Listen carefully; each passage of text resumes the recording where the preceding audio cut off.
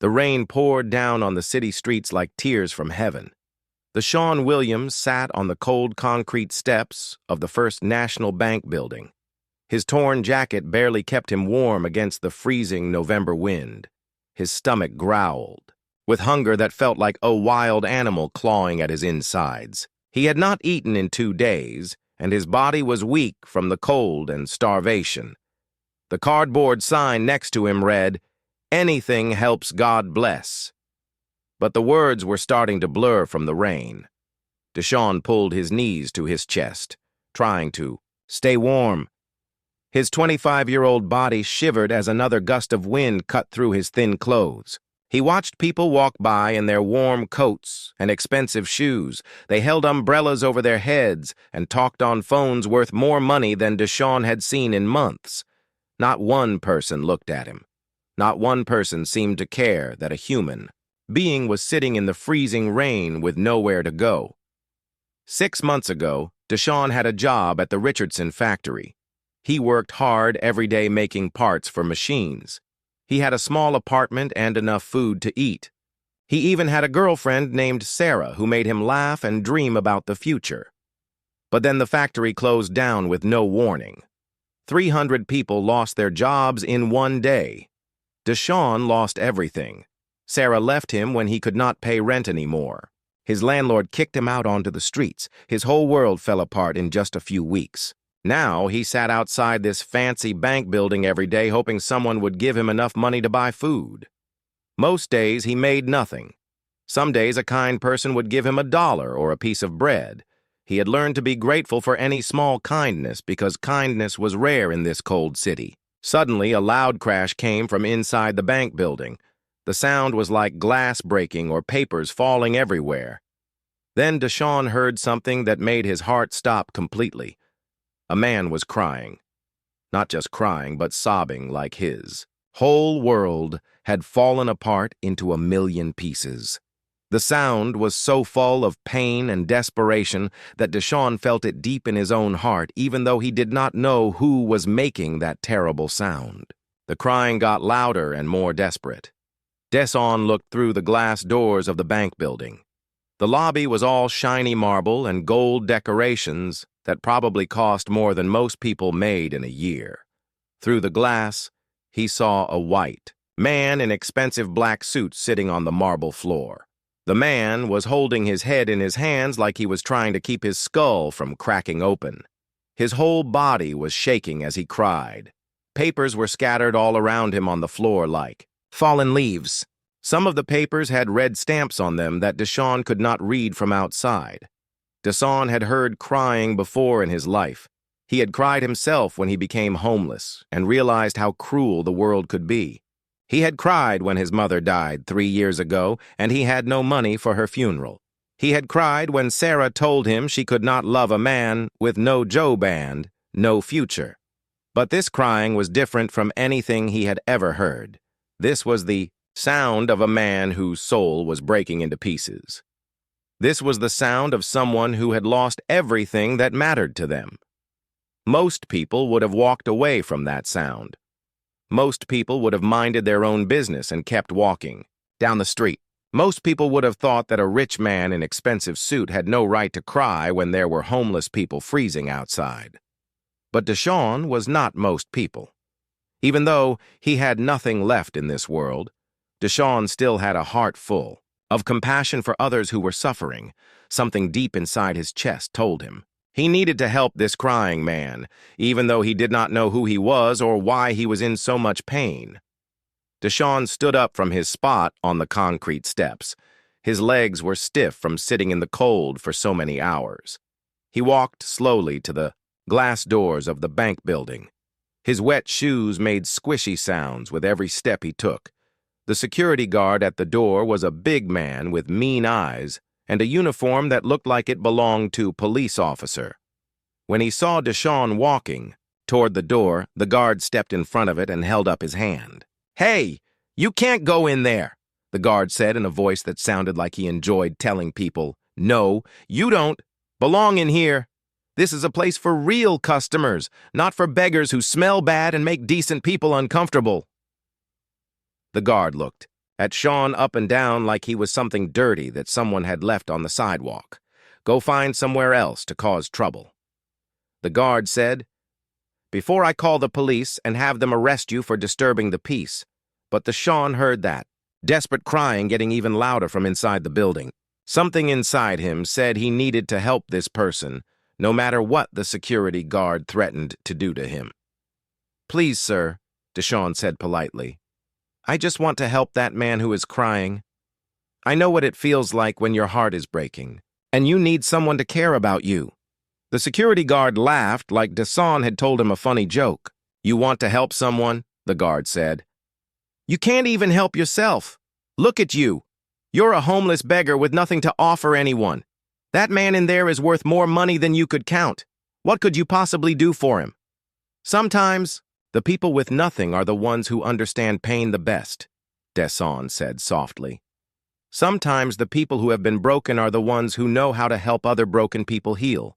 The security guard was about to say something mean when the crying from inside got so loud that even he looked concerned. "Fine," the guard said. "But if you cause any trouble, I will throw you out on the street so hard you will wish you never came. Near this place." DeShawn pushed past the guard and walked across the shiny marble floor. His wet shoes left small puddles with each step he took. The crying echoed off the high ceiling and expensive walls, making it sound even more heartbreaking.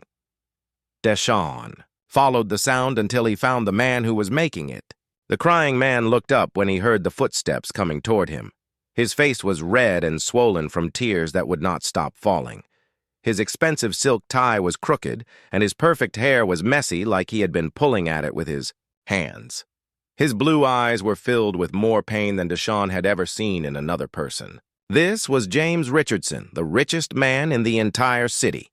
He owned 3 big companies that made millions of dollars every year. He had more money than most people could count in their whole lifetime. His picture was in the newspaper almost, every week talking about his business success and his expensive lifestyle. But right now, James Richardson looked like the poorest man in the world.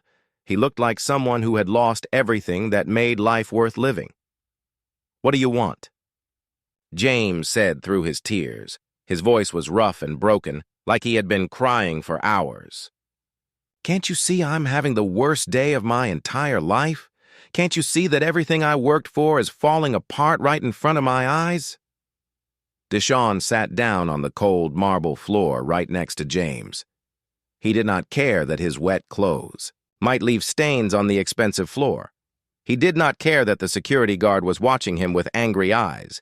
He only cared about this man who was in so much pain. "I heard you crying from outside," DeShawn said in the gentlest voice he could make. "I know what it sounds like when someone's heart is broken into pieces. I know what it feels like when you think your whole world is ending." James looked at DeShawn with surprise and confusion. Here was a homeless man with torn clothes and no money sitting next to him on the bank floor. A man who clearly had nothing was trying to comfort him when he was at his lowest point.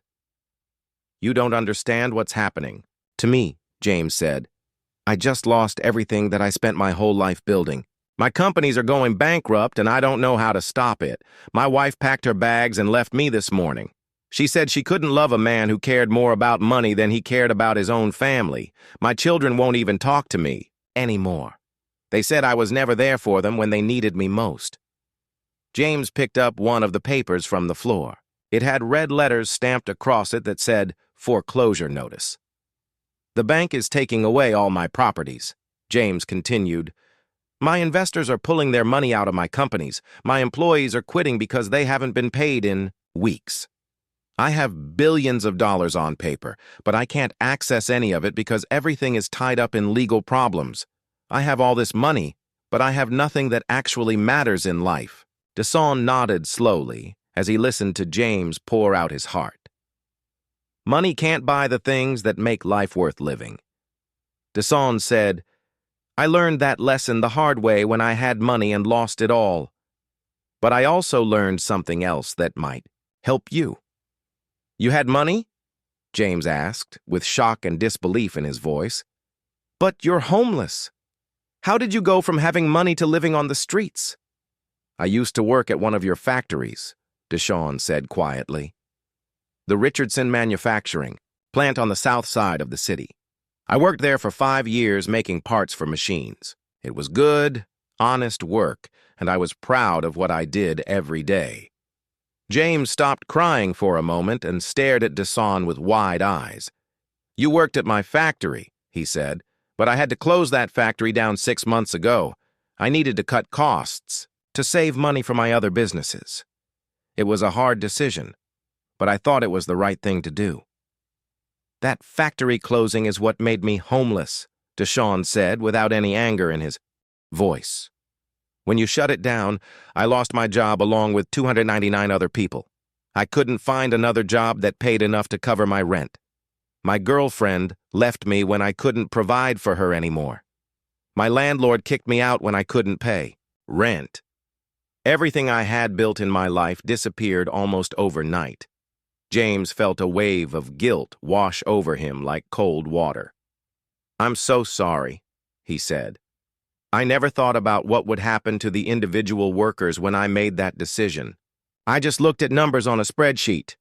I didn't think about the real people behind those numbers. But you know what? I learned living on these streets for the past 6 months, DeShawn said. I learned something that might help you save your businesses and get your family back. What could you possibly know that could help me? James asked. But there was something in DeShawn's voice that made him want to listen carefully.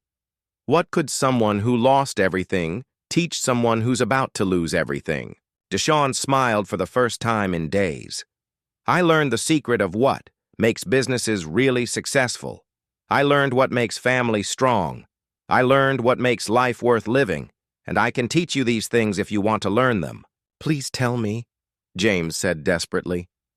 I will try anything at this point.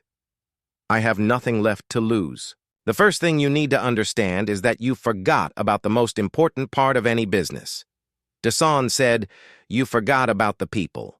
When you closed my factory to save money, you thought you were being smart, but you actually made a huge mistake that started all your problems. James leaned forward with interest. What kind of mistake? You fired 300 people from that factory, DeShawn explained. But those 300 people were not just employees. They were also customers. We bought groceries from your Richardson markets. We bought clothes from your Richardson department stores. We bought gas from your Richardson gas stations. When you fired us, you didn't just lose employees. You lost 300 loyal customers who had been supporting all your businesses for years. James's eyes grew wide as he realized what DeShawn was saying. Oh my God, he whispered. I never thought about it that way. But that's not all. DeShawn continued. Each of those 300 workers had families, wives and husbands and children who also shopped at your stores. So really, you lost about 1,000 customers when you closed that one factory. And those customers told their friends and neighbors about how you treated your workers. So you lost even more customers who decided they didn't want to support a business that didn't care about working people. James felt like DeShawn was opening his eyes to see things clearly for the first time in years. What else did I do wrong? He asked.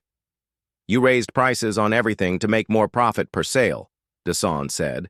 But you made everything so expensive that regular working people like me couldn't afford to shop at your stores anymore. You decided to focus only on rich customers who could pay high prices. But here's the problem with that plan. What's the problem? James asked. There just aren't enough rich people in this city to keep 3 big companies running successfully, DeShawn explained. Rich people might spend more money per purchase, but there are only a few hundred of them. Working people might spend less money per purchase, but there are tens of thousands of us. When you price out the working people, you lose the foundation that your whole business empire was built on. James grabbed another piece of paper from the floor and started writing down everything DeShawn was telling him. This makes so much sense. He said, why didn't any of my expensive business consultants tell me these things? Because you're expensive. Business consultants never lived on the street. DeShawn replied, they never had to choose between buying food or paying rent. They never had to count every penny to make sure they could survive another day. They don't understand what regular working people need or want because they never lived like regular working people. What else? James asked eagerly. What other mistakes did I make? You moved all your offices to the most expensive part of town, DeShawn said. You hired only people who went to fancy colleges and came from wealthy families. You stopped listening to ideas from regular workers who actually knew how to make your products better and serve your customers better. You surrounded yourself with people who only told you what you wanted to hear instead of what you needed to hear. James nodded as he wrote down more notes. That's exactly what happened, he said. I got so caught up in trying to look successful that I forgot how to actually be successful. Success isn't about looking important. DeShawn said, success is about making other people's lives better. Success is about solving problems that real people actually have. Success is about treating everyone with respect and dignity, no matter how much money they have in their bank account. But how do I fix all these problems now? James asked. Everything is falling apart so fast. The bank wants me to pay back millions of dollars. My investors are demanding their money back. My employees are quitting every day. How can I possibly turn this around? DeShawn stood up and reached out his hand to help. James, get up from the floor. Nothing is ever too late if you're willing to change everything about how you do business. DeShawn said, I can help you fix this mess, but it's going to require you to completely change the way you think about success and money and what really matters in life. James took DeShawn's hand and pulled himself up from the marble floor. Tell me what I need to do, he said. I'm ready to change everything if it means I can save my businesses and get my family back. First, we need to reopen that factory, DeShawn said. But this time we do it the right way. We pay workers wages that allow them to support their families with dignity. We treat every employee like they are a valuable member of a team instead of just a number on a payroll. We listen to their ideas about how to make better products and serve customers better. But I don't have the money to reopen the factory. James said, all my cash is tied up in legal problems. Yes, you do have the money, DeShawn replied firmly. You just have it tied up in things that don't actually make you happy or successful. You have 3 massive mansions, but you can only live in one house at a time. Sell the other 2 houses and use that money to reopen the factory. James looked shocked by this suggestion. But those houses show people how successful I am, he protested. No, they don't, DeShawn said with conviction. Those houses show people how much money you spent on yourself. Real success is not what you own. Real success is what you give to others. Real success is how many people you help improve their lives. Real success is making the world better than you found it. What else should I sell? James asked as he started. To understand DeShawn's point, you have 10 expensive cars sitting in your garages. DeShawn said you can only drive 1 car at a time.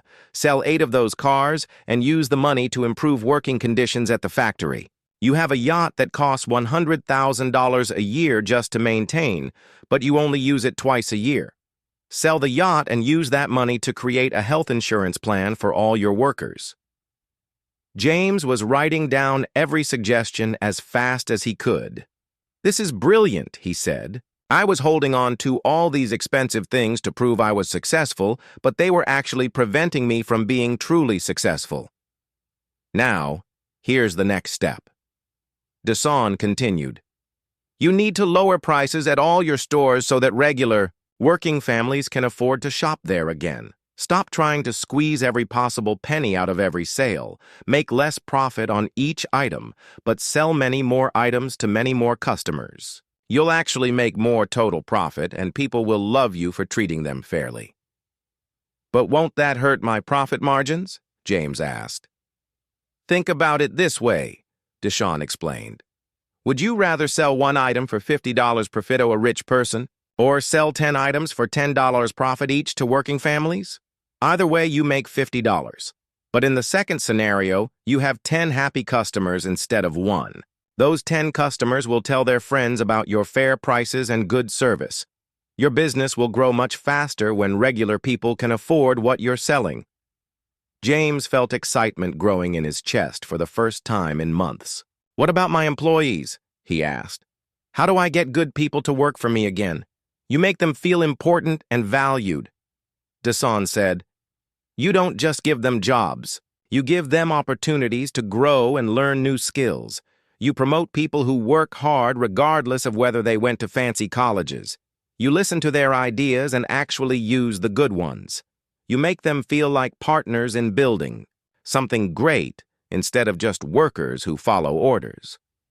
Some of the best ideas for improving businesses come from the people who do the actual work every day, DeShawn continued. But most business owners never ask their workers what they think. They assume that expensive consultants know more than the people who actually make the products and serve the customers. James was nodding eagerly as he took notes. What about my family? Hesked quietly. How do I fix things with my wife and children? That's the most important thing to me, even more than saving my businesses. DeShawn sat back down and motioned for James to sit beside him again. That's going to be the hardest part, DeShawn said gently. But it starts with one simple change that will transform your whole life. What change? James asked desperately. Stop trying to buy their love with expensive gifts and fancy vacations, DeShawn said. Start giving them the one thing that money can't buy, but that they need more than anything else. What's that? James asked. Your time and attention, DeShawn replied. Your presence in their daily lives, your interest in what matters to them, your love and support when they face challenges. Your wife and children don't need more money or more things. They need their husband and father to actually be present in their lives. James felt fresh tears starting to flow down his cheeks. But I was working so hard to provide for them, he said. I thought making more money was how I showed them I love them. And that's exactly why they left you, DeShawn said with compassion in his voice. They already had enough money to live comfortably. What they didn't have was enough of you. They needed you to show up to their school plays and soccer games. They needed you to have dinner with them and ask about their day. They needed you to put down your phone and actually listen when they talk to you. James buried his face in his hands. I've been such a fool, he said. I had everything that really mattered, and I threw it all away chasing after more money that I didn't even need. It's not too late to change, DeShawn said firmly. But you have to prove to them that you've really changed. Words won't be enough after all the promises you've broken. They need to see you living differently every single day. How do I prove to them that I've changed? James asked. You start by helping other people who need help, DeShawn said. Instead of just taking money out of this community, you start putting money and time back into it. You open a soup kitchen that feeds hungry people every day. You build a shelter where homeless people can sleep safely at night. You create job training programs that help unemployed people learn new skills. James looked at DeShawn with amazement. You're talking about giving away millions of dollars, he said. And you'll get back something worth more than millions of dollars, DeShawn replied. You'll get the respect of your community. You'll get the love of your family back. You'll get peace in your heart, knowing that you're using your wealth to make other people's lives better instead of just making yourself richer.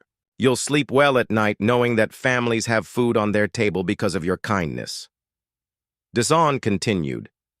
You'll feel proud when you see homeless people get back on their feet because you gave them a chance. You'll understand what real success feels like when your children look at you with pride instead of disappointment. The security guard walked over to where they were sitting. Mr. Richardson, are you okay? The guard asked with concern. Should I call someone to help you? Should I call your doctor or your lawyer? James looked up at the security guard and then looked at DeShawn sitting beside him. Actually, yes. Please call my lawyer, James said with determination in his voice. Tell him to start the paperwork immediately to reopen Richardson Manufacturing, and tell him we're going to need to hire 300 people as soon as possible. DeShawn smiled, the biggest smile James had ever seen on another person's face. "Really?" DeShawn asked with excitement. "You're really going to do it? You're really going to reopen the factory?" "I'm going to do everything you suggested," James said with conviction. "I'm going to change the way I do business completely. I'm going to change the way I treat people. I'm going to change the way I live my life, but I can't do it alone." DeShawn looked confused. "What do you mean?" he asked. "I want to offer you a job," James said. "Not just any job, but a partnership. I want you to be my advisor and help me rebuild these companies the right way. I need someone who understands what regular people want and need. I need someone who can help me remember what really matters when I get tempted to go back to my old ways." DeShawn felt his heart racing with excitement and disbelief. "But I'm homeless," he said. "I don't have a college degree or business experience. I've been living on the streets for months." "That's exactly why I need you," James said earnestly.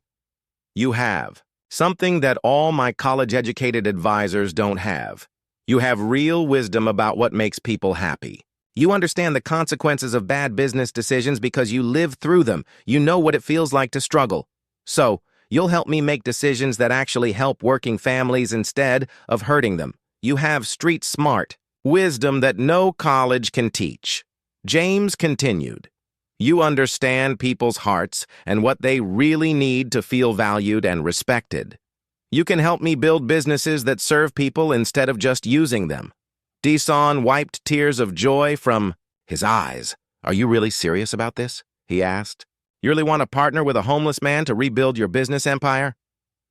"I've never been more serious about anything in my entire life," James said. "But first, let's get you some food and clean clothes and a place to live. Then we have the most important work of our lives to do together." As they walked out of the bank building together, James realized something that amazed him. Just 1 hour ago, he had thought his life was completely over. He'd thought he had lost everything that mattered, and there was no way to fix the mess he had created. But actually, he'd just found the most valuable thing of all. He had found a teacher who could show him how to be truly successful in the ways that actually matter in life. Over the next 6 months, James and DeShawn worked together, 18 hours a day to rebuild everything from the ground up. They reopened Richardson Manufacturing with the best working conditions and highest wages in the city. Every employee got health insurance and paid vacation time. Workers were encouraged to share ideas for improving products and processes. The factory became known as the best place to work in the entire region. They lowered prices at all the Richardson stores so that working families could afford to shop there again. They hired employees who understood what regular customers wanted instead of just hiring people with fancy degrees. Customer satisfaction scores went through the roof as people felt respected and valued when they shopped at Richardson businesses. James sold 2 of his 3 mansions, just like DeShawn had suggested. He sold 8 of his 10 cars and his expensive yacht. He used all that money to open a soup kitchen that fed 200 people every day. He built a homeless shelter that provided warm beds for 50 people every night. He created a job training center that taught unemployed people new skills and helped them find good jobs. Most importantly, James started spending his evenings and weekends with his family instead. At the office, he went to his children's school events and sports games. He had dinner with his family every night and asked them about their day. He put away his phone when his wife was talking to him and actually listened to what she was saying. Slowly, over many months, his wife and children began to trust him again. They saw that he had truly changed from the inside out. They saw that he cared more about helping people than making money. They saw that he valued his relationships more than his possessions. They saw that he had become the husband and father they had always wanted him to be.